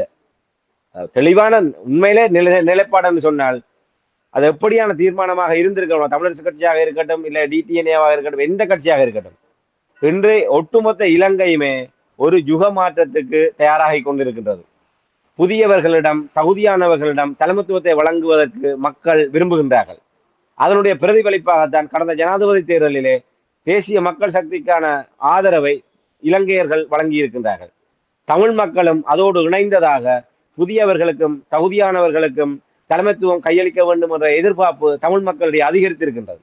ஆகவே இந்த தமிழ் மக்களுடைய கூட்டு மன உணர்வின் பிரதிபலிப்பாக இந்த தேர்தலிலே மூத்தவர்கள் அனைவருமே இதிலிருந்து விலகி கொண்டு எங்களுடைய கட்சி சார்பாக புதியவர்களையும் தமிழ் தேசிய அரசியலை நேர்மையாகவும் துணிவோடும் உறுதியாகவும் முன்னெடுக்கக்கூடிய புதியவர்களுக்கு நாங்கள் வாய்ப்பளிக்கின்ற முகமாக இந்த தேர்தலிலே இப்படியான முடிவு எடுத்திருக்கின்றோம் என்ற தீர்மானத்தை அறிவித்திருந்தால் நிச்சயமாக நாங்கள் தலைவணங்கி எல்லா அந்த கட்சிகளை நாங்கள் ஆதரித்திருக்க முடியும். ஆகவே டிடிஎன்ஏக்குள் அப்படியான நிலைப்பாடு இல்லை, தமிழரசு கட்சி இப்படி நிலைப்பாடு எடுத்து விட்டது என்பதற்காக நாங்கள் அவர்களை மெச்சுவதாக யாரும் கருதிவிடக்கூடாது. எந்த கட்சியாக இருந்தாலும் இந்த நிலைப்பாட்டிலே 2024 ஜனாதிபதி தேர்தலை அணுகியிருந்தால் தமிழ் மக்கள் நிச்சயமாக தலைவணங்கி அந்த கட்சிக்கு பின்னாலே அணிதிரண்டிருப்பார்கள். அந்த நிலைமை எந்த கட்சியிலும் இல்லை என்பதை தான் நாங்கள் இந்த ஆணித்தரமாக கூற முடியும். நன்றி ராமேந்திரன். கேள்வி இருக்கின்ற சொன்னால் நீங்கள் கூறிய விடயங்களை நான் உணர்கிறேன். நிச்சயமாக இந்த எளியவர்களை இவர்கள் நிறுத்துவார்கள் என்று யாராவது உறுதி வழங்கினார்களா? இப்போ தமிழரசு கட்சியாக இருக்கட்டும் அல்லது ஜனநாயக தமிழ் தேசிய கூட்டமைப்பு எளியவர்களை நிறுத்துவது தொடர்பாக ஏதாவது கூறினார்களா? அல்லது இல்லை நாங்கள் எடுக்கின்ற முடிவு இருந்தவர்களை தான் இருக்கப் போகின்றோம் என்ற ஒரு முடிவில் தான் வேட்பாளர்கள் பட்டியல் வெளியிடப்பட்டிருக்கிறதா? இல்லை, இப்போது தமிழரசு கட்சியினுடைய வேட்பாளர் பட்டியலாக வெளிவரவில்லை. இப்போது வன்னி மாவட்ட தேர்தலில் டிடிஎன்ஏனுடைய பட்டியல் மட்டும்தான், அது இன்னும் உத்தியோகபூர்வமாக வெளிவரவில்லை. அவர்களுடைய கலந்துரையாடலே எட்டப்பட்ட முடிவு அது எங்களுக்கு தகவலாக பெறக்கூடியதாக இருந்தது. இந்தந்த வேட்பாளர்களை அவர்கள் தீர்மானித்து விட்டார்கள் என்று. ஆனால் தமிழரசு கட்சியினுடைய நிலைப்பாடு என்பது அவர்கள் இப்போது இந்த கூட்டத்துக்கு பின்னர் ஸ்ரீதரன் அவர்கள் அறிவித்தது தானும் ஸ்ரீதரனும் நிச்சயம் போட்டியிட்டு வெற்றி பெறுவோம். மிகுதி இடங்கள் இப்ப 7 இடம் இருக்கின்றது. அந்த 7 இடத்திலே இவர்கள் யார் இதிலே என்றால் தமிழரசு கட்சி சார்பாக முன்னர் போட்டியிட்டு தோற்றவர்கள் எவருமே இதுக்குள்ளே வரப்போவதில்லை. ஆகவே அதிலே புதியவர்களைத்தான் கொண்டு வர வேண்டும். புதியவர்கள் என்றவை ஏற்கனவே சுமந்திரன் தரப்பிலே 5 பேரை தெரிவு செய்து வைத்திருக்கின்றார். அதை விட்டால் ரெண்டு பேருடைய வெற்றிடம் தான் இருக்கின்றது. ஆகவே ஸ்ரீதரன் தன்னுடைய இளையவர்களாக ஸ்ரீதரனும் சில பட்டியல்களை கொடுக்கக்கூடும், மாவை சேனாதிராஜா கொடுக்கக்கூடும், சரவணபவன் தன்னுடைய சார்பிலே கொடுக்கக்கூடும். ஆகவே ஒருவேளை மாவை சேனாதிராஜா இளையவர்களுக்கு என்று வருகின்ற போது கலையமுதனை முன்னிறுத்துகின்ற போது இவர்கள் என்ன தீர்மானம் எடுக்கப் போகின்றார்கள் என்று தெரியவில்லை. ஒருவேளை மாவை சேனாதிராஜாவையும் வழிக்கு கொண்டு வருவதற்காக நீங்கள் இதிலிருந்து ஒதுங்குங்கள் வேண்டுமென கலையமுதனுக்கு நீங்கள் வாய்ப்பை கொடுங்கள் என்று மாவை சேனாதிராஜனுடைய மகனுக்கு கூட இவர்கள் ஆசனம் கொடுக்கக்கூடும். அதே போன்று சரவணபவனுடைய தரப்பிலே நீங்கள் இதிலே ஒதுங்குங்கள், இளையவர்களை உங்களுடைய சார்பில் ஒருவரை கொண்டு வாருங்கள், நாங்கள் இதிலே இந்த தேர்தலை களமிறக்குவோம் என்று. இந்த விடயம் எல்லாம் எதற்காக என்று சொன்னால், நாங்கள் முன்னர் குறிப்பிட்டதை போன்று தமிழ் மக்களுடைய கூட்டு மன உணர்வினுடைய பிரதிபலிப்பாகவோ அதற்கு மதிப்பளித்து அல்ல. ஈஸ்வரவாதம் சரவணபவன் என்கின்ற முன்னாள் பாராளுமன்ற உறுப்பினருக்கு அங்க யாழ்ப்பாணம் அவருடைய அந்த தொகுதிக்குள்ளாக வட்டுக்கோட்டை தொகுதிக்குள்ளாக கடந்த முறை நான் நினைக்கின்றேன் 11,000க்கு மேற்பட்ட வாக்குகளை அவர் பெற்றிருந்தார். இந்த சங்கு சின்னத்துக்கு அவர் பகிரங்கமாக ஆதரவை தெரிவித்து இறுதியாக ஒரு மிக பிரமாண்டமான ஒரு கூட்டம் ஒன்றை நடத்தியிருந்தார். வட்டுக்கோட்டை தொகுதியிலே சங்கு சின்னம் முதலாவது இடத்தை பெற்றது. கிட்டத்தட்ட நான் நினைக்கிறேன் 11,000 12,000 வாக்குகளை சங்கு சின்னம் பெற்றது. அதிலே கணிசமான வாக்குகள் சரவணபவன் அவர்களுடைய அந்த ஒரு ஆதரவு நிலைப்பாட்டினுடைய பிரதிபலிப்பாக நாங்கள் நம்பலாம். ஆகவே அண்மையிலே சரவணபவன் அவர்கள் தன்னுடைய வாக்கு பலத்தை காட்டியிருக்கின்றார். ஆகவே இப்படியாக சரவணபவனை முற்றாக வெளியே அனுப்பிவிட்டால் அவர் தமிழரசு கட்சிக்கு எதிராக வேலை செய்வார். ஆகவே அவர் சார்பில் ஒரு இளையவரை கேட்பது என்பது சரவணபவனுக்கு பின்னால் கட்டி எழுப்பப்பட்டிருக்கின்ற அந்த வாக்கு வங்கிக்காக. மாவை சேனாதிராஜாவுடைய மகனையோ இல்லை அவருடைய சார்பிலே வேறு ஒருவர் இவர்களை ஏற்றுக்கொள்கின்றார்கள் என்று சொன்னால் அந்த வலிகாம பகுதியிலே மாவை சேனாதிராஜாவுக்கு இருக்கின்ற அந்த வாக்கு வங்கிக்காக. சிறியரனை இணைத்துக் கொண்டது கிளிநொச்சி மாவட்டத்திலும் யாழ்ப்பாணத்திலும் இருக்கின்ற சிறியரனுடைய வாக்கு வங்கிக்காக. ஆக இப்படியாக வாக்குகளை பெற்றுக்கொண்டு தங்களுடைய கதிரைகளை உறுதி செய்வதற்காகத்தான் இளையவர்களை கருவியாக பயன்படுத்துகின்றார்களே தவிர மக்களுடைய மனமாற்றங்களுக்கு தலை சாய்த்து தகுதி, அதுக்காகத்தான் நாங்கள் சொல்றோம், புதியவர்கள் மட்டுமல்ல தகுதியானவர்களை வேட்பாளராக்க வேண்டும். இளையவர் என்பதற்காக சயந்தனும் இளையவர், ஆனோல்டும் இளையவர், சுயிர்தனும் இளையவர்கள், மாவை சேனாராஜ கலையமுதனும் இளையவர் தான். ஆக இளையவர்கள் என்பதற்காக நாங்கள் கண்ணை மூடிக்கொண்டு இவர்கள் மாற்றத்துக்கு தயாராகிவிட்டார்கள் என்று நாங்கள் ஏற்றுக்கொள்ள முடியாது. தகுதியானவர்கள் வேண்டும். தமிழ் தேசிய அரசியலிலே எப்போதுமே விலை போகாமல், தமிழ் மக்களுக்கு துரோகம் செய்யாமல், தமிழ் தேசிய அரசியலை நேர்மையாக கொண்டு செல்லக்கூடிய அந்த பற்றுறுதியோடு இருக்கின்ற தகுதியான வேட்பாளர்களை நாங்கள் கொண்டு வர வேண்டும். அந்த விடயத்திலே தமிழரசு கட்சியிலும் வாய்ப்பில்லை. இப்போது தேர்தலிலே இந்த 2024 ஆண்டு தேர்தலிலே போட்டியிடுகின்ற எந்த ஒரு கட்சிக்கும் அப்படியான ஒரு தகுதி நிலைப்பாட்டிலே அவர்கள் அந்த நிலைப்பாடுகளை எடுக்கவில்லை. ஒவ்வொருவருமே இவரை போட்டால் இவருக்கு பின்னாலே எவ்வளவு வாக்கு வரும், இவரை போட்டால் எவ்வளவு வாக்கு வரும், கூட்டி கழித்து பார்த்தால் நாங்கள் ஒரு ஆசனம் வந்தால் முதன்மை வேட்பாளராக நிற்பவரோ இல்லை தாங்கள் விரும்புகின்ற ஒருவரையோ நாடாளுமன்றத்துக்கு அனுப்பி தங்களுடைய கட்சியினுடைய இருப்பை பாதுகாக்கலாம் என்கின்ற அந்த குறுக்கு வழி சிந்தனையின் பாட்பட்டுத்தான் இளையவர்களை நோக்கி இவர்களுடைய பார்வை செல்கின்றது என்பதை நான் ஆணித்தரமாக கூறுவேன். நன்றி ராமேந்திரன். இவர்களுடைய நிலைப்பாட்டில் எவ்வளவு நடந்தாலும் அவர்கள் மாற மாட்டார்கள் என்பதை நாங்கள் ஏற்கனவே கூறியிருந்தோம். மக்கள் வாக்களித்து இவர்களை வீட்டுக்கு அனுப்பினால்தான் சரியான ஒரு வழி என்றதை கூறிக்கொண்டு தமிழரசு கட்சி தொடர்பாக டிடிஎன்ஏ தொடர்பாக நீங்கள் கூறினீர்கள். தமிழ் மக்கள் பொது சபை உருவாக்கப்பட்டது, மக்களுக்கு ஒரு நிம்மதி மூச்சை விட்டார்கள். அதாவது ஒரு ஆக்கப்பூர்வமான ஒரு விடயத்தை இவர்கள் செயற்படுத்தியிருக்கிறார் என்ற விடயங்கள் நாங்கள் பார்த்துருந்தோம். அது பிறகு ஓரளவுக்கு கட்டமைப்பு சரியாக இல்லாத நேரத்தில் அங்கே இருக்கின்றவர்களிடம் இருக்கின்ற குளறுபாடு காரணமாக தொடர்ந்து குளறுபாடுகள் நடைபெற்று கொண்டிருந்த நேரத்தில் 3 நாட்களாக கூட்டம் நடைபெற்றதாக ஒரு சரியான முடிவு எட்ட முடியாத நிலையில் இழுபறி நடப்பதாக கூறப்படுகின்றது. இது தொடர்பாக கூற முடியுமா? உண்மையிலே தமிழ் மக்கள் பொதுச்சபை என்பது தமிழ் மக்களை, அவர்களும் அரசியல் தரப்பு தமிழ் மக்களை விட்டு பிழைத்ததை போன்று தமிழ் மக்கள் பொதுச்சபையில் இருப்பவர்களும் தமிழ் மக்களை விட்டு பிழைத்து விட்டார்கள். இப்போது தமிழ் மக்கள் பொதுச்சபை தனக்கு இருக்கின்ற அந்த ஜனாதிபதி தேர்தலிலே தமிழ் மக்களுடைய விடயங்களிலே தலைமை தாங்கி என்ற அடிப்படையிலே அதில் இருக்கின்ற ஒரு குறிக்கப்பட்ட சிலர் அவர்கள் விலை போய்விட்டார்கள். ஏதோ ஒரு விதத்திலே அவர்கள் ஒரு சில தரப்பினருடைய பிடிக்குள் அவர்கள் சிக்கிவிட்டார்கள். இதன் காரணமாகத்தான் அதில் இருக்கின்ற ஒரு சிலருடைய தேர்தல் ஆசையும் இவ்வாறாக சில தரப்பினருடைய ஒரு பிடிக்குள் அவர்கள் சென்றதன் காரணமாகத்தான் இந்த தமிழ் மக்கள் பொதுச்சபை என்பது ஒரு கேள்விக்குரியதாக மாறியிருக்கின்றது. திருவண்ணாமலை எடுத்த தீர்மானம் தொடர்பாக நாங்கள் கூறியிருந்தோம். அதற்கு பின்னர் கடந்த இன்றைய தினம் கூட இன்றைய தினத்திலே 2 கலந்துரையாடல்கள் நடைபெற்றது. மொத்தமாக இப்போது கடந்த 3 தினங்களிலே 4 கலந்துரையாடல்கள் மேற்கொள்கின்ற அளவுக்கு முடிவுகள் எட்டப்படாமல் இழுபறி நிலைமையிலே சென்று கொண்டிருக்கின்றது. திருகோணமலை தீர்மானத்தை மீளப்பெறுவது தொடர்பாக அவர்களுக்குள் இப்போது சிக்கல்கள் வந்துவிட்டது. ஒரு தீர்மானத்தை திருவண்ணாமலையில் எடுத்து விட்டார்கள். அந்த தீர்மானம் அரசியல் தரப்புக்கு உகந்ததாக இல்லை. இந்த பொதுச்சபையை நெருக்கடிக்குள்ளாக்கி அதில் இருக்கின்ற தரப்பினரை நெருக்கடிக்குள்ளாக்கி தங்களுடைய வசமாக்கி வைத்திருக்கின்ற தரப்பினருக்கு அது உகந்ததாக இல்லை. சங்கு சின்னம் தொடர்பான விடயம், தேர்தலில் இருந்து ஒதுங்குவது, தமிழ் தேசிய பொது கட்டமைப்பு கலைப்பு, இந்த விடயங்கள் இந்த சங்கு சின்னத்துக்கு பின்னாலே இருப்பவர்களுக்கு ஒரு பெரிய நெருக்கடியை ஏற்படுத்த போகின்றது. ஆகவே எப்படியாவது பொதுச்சபையை தங்களுடைய இணக்கப்பாடு கொண்டு வந்து சில எப்படி சுமந்திரன் அவர்களுடைய தீர்மானத்தில் சில மாற்றங்கள் வந்ததோ, கடைசியிலே எப்படி சங்குக்கு பக்கத்தில் நின்றவர்கள் சைத்துக்கு எதிராக செயற்பட்டவர்கள் கட்சி தீர்மானத்துக்கு எதிராக அதை எல்லாத்தையும் மறந்து விட்டு கடந்த தேர்தலில் தோற்றவர்களிடம் இல்லை என்ற ஒரு நிலைப்பாட்டோடு தங்களுடைய அரசியலை அந்தர்பல்ட்டி அடித்தாரோ, அதே போன்று இதுக்குள்ளேயும் பொதுச்சபையையும் அந்தர்பல்ட்டி அடிக்க வைப்பதற்காக முயற்சிகள் நடைபெற்றுக் கொண்டிருக்கின்றது.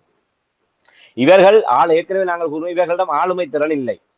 தமிழ் மக்கள் பொதுச்சபையை தலைமை தாங்கி நடத்தி கொண்டிருப்பவர்களிடம் இந்த சதிகார இந்த சடுகுடு இந்த அரசியல் தரப்பினருடைய பிடிக்குள் இருந்து கொண்டோ இல்லை இதுக்கு பின் இருக்கின்ற ஒரு பெரும் சக்திகளோடு இவர்கள் முட்டி மோதக்கூடிய வகையிலோ இல்லை அவர்களை ஆளுமை செலுத்தி தமிழ் தேசிய மக்களுடைய அபிலாஷைகளை கொண்டு செல்லக்கூடிய வகையிலோ இவர்கள் ஆளுமையற்றவர்கள். அந்த காரணத்தினால் இவர்கள் அவர்களிடம் சிக்கப்பட்டு போய்விட்டார்கள். இப்போது தாங்கள் கொடுத்த வாக்குறுதி அந்த திருவோணமலை தீர்மானத்துக்கு பின்னர் அவர்களுக்கு ஒரு நெருக்கடி வந்தது. இஞ்சி தின்ற குரங்கை போன்று இவர்கள் முழுசிக் கொண்டிருக்கின்றார்கள். எப்படி நாங்கள் பொதுச்சபை இங்கே பொதுச்சபைக்கு உள்ளிருந்து குடைச்சல் இந்த விடயத்திலே நாங்கள் இறுக்கமாக நிற்க வேண்டும் என்று அவர்கள் அங்களை வாக்குறுதி கொடுத்தவர்கள் விலை போனவர்களிடமிருந்து நெருக்கடி நீங்க சொன்னதை செய்யுங்கள் என்று அவை எந்த பக்கம் முடிவெடுக்கிறது என்று தெரியாமல் திணறிக் கொண்டிருக்கின்றார்கள். அதனுடைய பிரதிபலிப்பாக தான் இந்த கூட்டங்கள் முடிவின்றி இழுவறைப்படுகின்றது. என்ன ஒரே ஒரு நிலைப்பாடு, நீங்க திருவண்ணாமலையில் எடுத்த தீர்மானம் நிச்சயமாக நாங்கள் அதை தலை வணங்குகின்றோம். அது உங்களுடைய இயலாமைகள் இருக்கின்றது, உங்களுடைய போதாமைகள் இருக்கின்றது, நீங்கள் பயந்து ஓடி ஒழித்து இருக்கின்றீர்கள், அது வேறு விடயம். ஆனால் இதை அடுத்த கட்டத்துக்கு கொண்டு நகர்த்த வேண்டுமாக இருந்தால் நீங்கள் பகிரங்கமாக மக்கள் மத்தியிலே வந்து திருவண்ணாமலை தீர்மானத்துடைய தொடர்ச்சி எப்படி இருக்க வேண்டுமாக இருந்தால் உடனடியாகவே ஒரு நீங்கள் அறிக்கைகளை விட்டு விட்டு வீடுகளுக்குள்ளே ஒளிந்து கொண்டால் உங்களை போன்று பயந்தாங்கொள்ளிகள் வேறு எவருமே இருக்க மாட்டார்கள். நிச்சயமாக நாடாளுமன்ற தேர்தல் ஜனாதிபதி தேர்தல் முடிந்த கையோடு ஒரு அறிக்கைகளை விட்டுவிட்டு நீங்க ஒளிந்திருந்ததை போன்று ஒளிந்திருக்க முடியாது. நிச்சயமாக தமிழ் மக்கள் பொதுச்சபை என்ற பெயரிலே உங்களுடைய முகங்களை காட்டி தமிழ் மக்களிடம் தேர்தல் விடயத்திலே நீங்கள் செயல்பட்ட அத்தனை பேருமே நீங்கள் பகிரங்கமாக ஊடகத்துக்கு முன்னால் வர வேண்டும். அந்த ஊடகத்துக்கு முன்னால் வந்து நீங்கள் மக்களுக்கு ஒரு தெளிவான செய்தியை சொல்ல வேண்டும். திருவோணமலை தீர்மானத்தினுடைய தொடர்ச்சியை நாங்கள் திருவோணமலையிலே தமிழ் மக்கள் பொதுச்சபையாக இந்த அமைப்புகள் கூடிய ஒரு தீர்மானத்தை எடுத்திருந்தோம். அந்த தீர்மானத்துக்கு அதை மீறி இந்த அரசியல் கட்சிகள் செயல்பட்டிருக்கின்றன. நாங்கள் ஒரு கோரிக்கை விடுத்தோம். சங்கு சின்னத்தை எங்களுடைய ஏற்கனவே எங்களுடைய உடன்பாட்டில் இருக்கின்றது, சங்கு சின்னத்தை இந்த அரசியல் கட்சிகளும் இந்த தேர்தலை பயன்படுத்துவதில்லை என்று.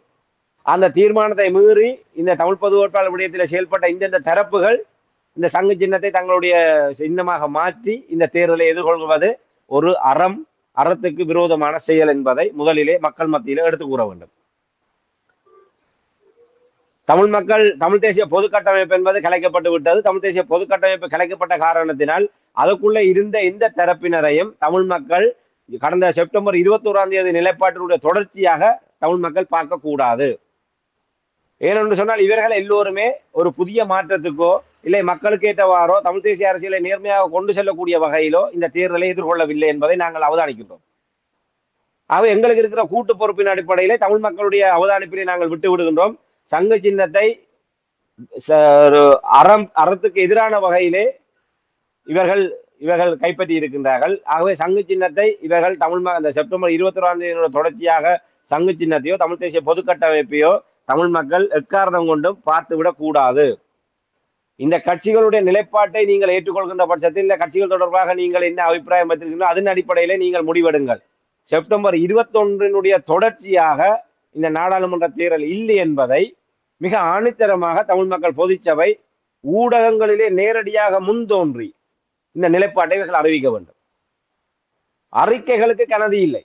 இந்த அறிக்கைகளை வெளியிடுவதன் ஊடாக பத்திரிகைகள் அதை இருட்டடிப்பு செய்யக்கூடும். சில பத்திரிகைகள் போடும், சில பத்திரிகைகள் போட மாட்டார்கள். ஆனால் நீங்கள் பத்திரிகை அறிக்கைகளின் ஊடாக தமிழ் மக்களை செப்டம்பர் 21 அணிதிரட்டவில்லை. ஒவ்வொருவரும் நீங்கள் உங்களுடைய முகத்தை காட்டினீர்கள். அவை செப்டம்பர் 21 முன்னதாக உங்களுடைய முகங்களை காட்டிய அந்த தமிழ் மக்கள் பொதுச்சபையை சேர்ந்தவர்கள் இன்றோ நாளையோ இல்லை இதுவருகின்ற நாட்களிலோ ஊடகங்கள் முன்னால் வந்து மக்களுக்கு ஒரு செய்தியை சொல்ல வேண்டும்.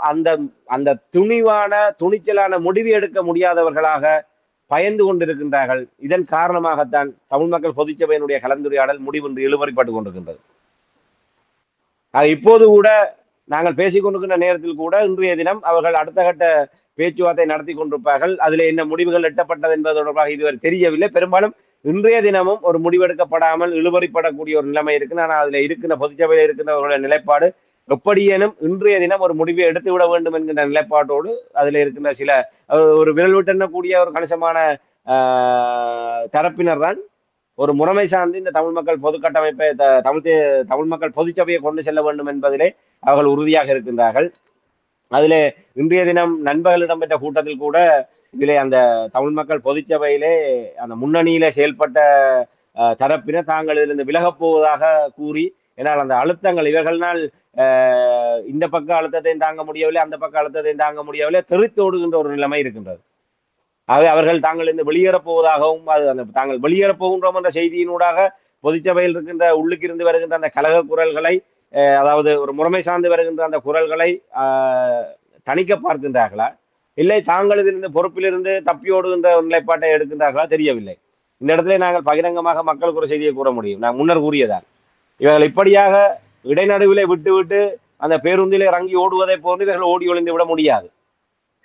எவராக இருந்தாலும் நேர்மையாக மக்கள் மத்தியிலே வந்து நடந்த விடயங்களுக்கு பொறுப்பு சொல்லிவிட்டு தான் இவர்கள் அத்தனை பேருமே ஒதுங்க வேண்டும். இல்லை இவர்களை அம்பலப்படுத்த வேண்டும். இந்த தமிழ் மக்களுக்கு துரோகம் செய்த அரசியல் தரப்பினராக இருக்கட்டும், மக்கள் அமைப்பினராக இருக்கட்டும், எவராக இருந்தாலும் தயவுதாட்சண்யம் இல்லாமல் மக்கள் மத்தியில் அம்பலப்படுத்த வேண்டும். இதைத்தான் நாங்கள் ஆரம்பத்திலிருந்தே பேசி வருகின்றோம். தமிழ் மக்கள் பேரவையிலையும் இதுதான் நடந்தது. மக்கள் மத்தியிலே தமிழ் மக்கள் பேரவையினுடைய வீழ்ச்சிக்கு காரணமானவர்களை அதிலே பயணித்தவர்கள் எவருமே மக்கள் மன்றத்தில் அம்பலப்படுத்தவில்லை. அதனுடைய தொடர்ச்சி தான் தொடர்ந்து அரசியல் ஏமாற்றங்கள், அரசியல் பேரம் பேசல், விலை பேசல்கள் தொடர்ந்து கொண்டு வந்தது. P2P மக்கள் பேரழிச்சி இயக்கத்திலே சுமந்திரன் சாணக்கியனுடைய அயோக்கியத்தனத்தை அதிலே முன்னணியிலே இணைப்பாளராக இருந்தவர்கள் இந்த ஊடக சந்திப்பிலும் அதே பகிரங்கமாக கூறவில்லை. இது எப்படி P2P ஆரம்பிக்கப்பட்டது, அதுக்கும் சுமந்திரன் சாணக்கியன் தரப்பினருக்கு என்ன சம்பந்தம்? ஆனால் அவர்கள் இன்று வரை தாங்கள்லாம் P2P-னுடைய கதாநாயகர்களாக கூறிக்கொண்டிருக்கின்றார்கள். இதற்கு காரணம் யார்? அதை ஏற்பாடு செய்தவர்களுடைய கள்ள மௌனம். அவை தமிழ் மக்கள் பேரவையினுடைய கள்ள மௌனம் P2P-லே சுமந்திரன் சாணக்கியன் போன்றவர்களை உற்சாகப்படுத்தியது. P2P-லே முன்னணியில இருந்தவர்களுடைய கள்ள மௌனம் இந்த தமிழ் தேசிய பொது கட்டமைப்பையே சூறையாடக்கூடிய அளவுக்கு கொண்டு வந்திருக்கின்றது. ஆகவே இதிலே நாங்கள் தொடர்ச்சியாக அரசியல் தரப்பினராக இருக்கட்டும், இது அதோடு இணைந்து பயணிக்கின்ற தரப்பினராக இருக்கட்டும், தமிழ் மக்களை விட்டு பிழைத்து இவ்வாறு ஏமாற்றலாம் என்கின்ற நிலைப்பாட்டுக்கு அடிப்படை என்ன? நாங்கள் அவர்களை அம்பலப்படுத்த விடுவது. ஆகவே நாங்கள் ஒரு பொது நிலைப்பாட்டிலே தமிழ் மக்களை ஒன்றிணைக்கின்ற தரப்பினருக்கு அந்த நிலைப்பாட்டிலே யார் யார் துரோகம் செய்தார்கள், யார் யார் இதற்கு விரோதமாக செயல்பட்டார்கள் என்பதை மக்கள் மத்தியில் அம்பலப்படுத்துகின்ற போது, அது எங்களுடைய பிரதான நிலைப்பாடு அதுதான். நாங்கள் அதை அம்பலப்படுத்துகின்ற போதுதான் நாங்கள் ஒன்று இந்த சதிகளை எல்லாம் கடந்து தமிழ் மக்கள் பொதுச்சபையை முன்கொண்டு செல்கின்ற ஒரு துணிச்சலான முடிவை நாங்கள் எடுப்போமாக இருந்தால் பிரச்சனை இல்லை. நாங்கள் இடைநடுவிலே விட்டு செல்கின்ற போது இந்த சூழ்ச்சிகளுக்கு அப்பால் எங்களினால் செயல்பட முடியவில்லை. எங்களை மிஞ்சிய சக்திகள் தமிழ் தேசிய அரசியலிலே ஆதிக்கம் செலுத்துகின்றன.